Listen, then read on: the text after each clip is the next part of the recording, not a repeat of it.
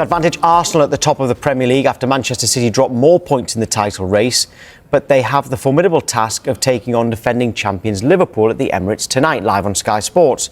Arsenal have the chance of going 8 points clear at the top, while Liverpool sit 14 points behind them. Mikel Arteta has defended Liverpool's poor season despite spending almost £450 million in the summer. The previous year they didn't spend much and they managed to win the Premier League, so that's football and that's the reality of that. At the end, you need a lot of things to go your way to be champion, and almost everything has to be perfect. And the moment you have issues around the squad or with players injured or whatever it is, then it's not that perfect. And we all have gone through those stages, and we all go through those stages throughout the season, and we have to navigate through that. They can score from open play, they can score from set pieces, they can very good ideas about build up, can play a long ball. So it's a complete. They have the complete package, and that's for that reason they're, in my opinion, they deserve to be on top this season. Me for sure is looking forward to this game because.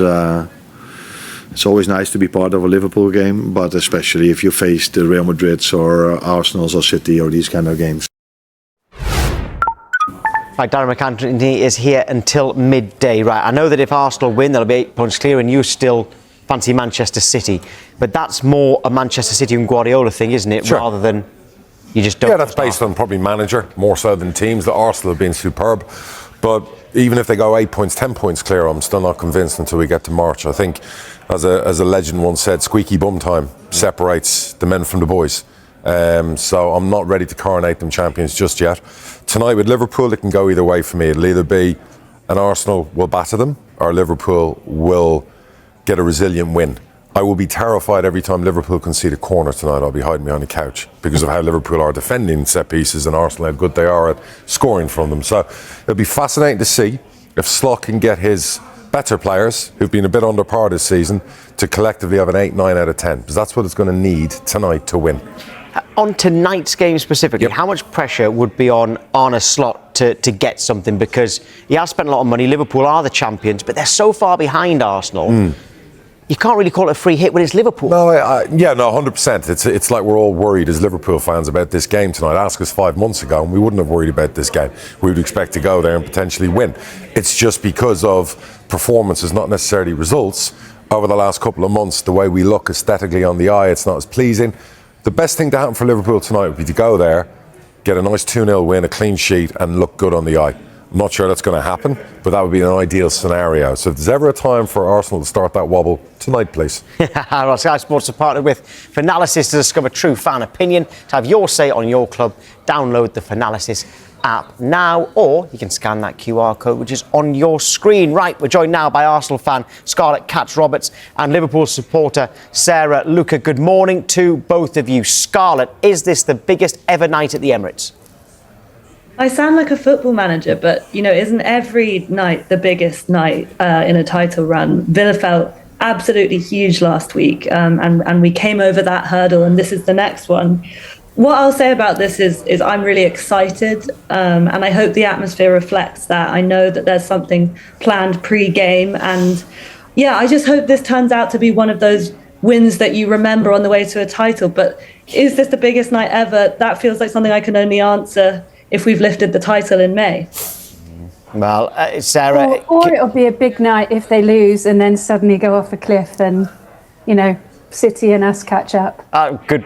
Oh, Sarah, you said if you could catch up, so... I love the optimism. You haven't given up on the title, then. It sounds like you haven't given up on the title.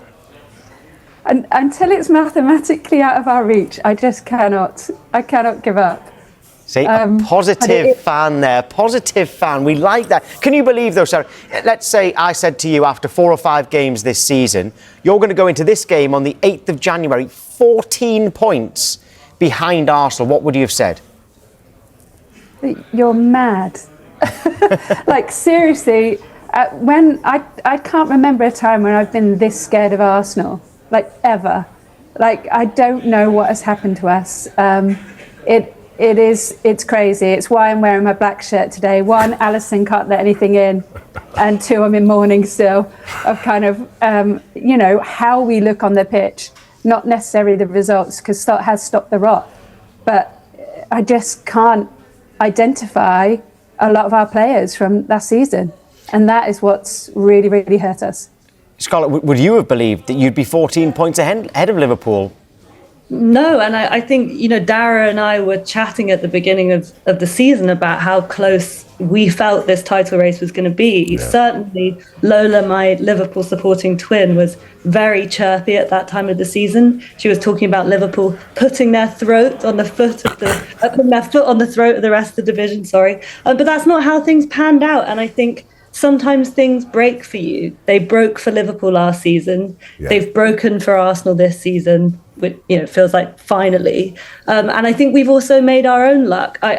I still think we could have been having a very different conversation if Wirtz had hit the ground running, if Isak was fit and firing. Yeah.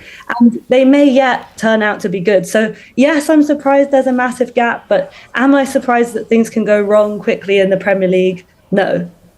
No, this could be... Tonight's game could be a get-right game for Liverpool. They've had so much aggro, a lot of negativity about performances, too many top players, McAllister, Van Dijk, Konate, players who haven't played at that top form. They go to Arsenal tonight and almost upset, the odds and go and win. It's almost a get-right game for the season ahead. And it could set Liverpool up for not just this season, but for next season. And if we do put a wobble into you guys, I'd have to apologise, Scarlett, because I know how much this title means to you guys. But it's going to be a fascinating game. It could be the game of the season tonight. But to me, it feels ridiculous that we would be speaking about this game in those terms, in terms of Liverpool winning being an upset. They're still Liverpool. Yeah. This is the biggest, if not one of the biggest clubs in the country, in the world. So it's a massive game. And I don't think Arsenal fans should underestimate that at all. No.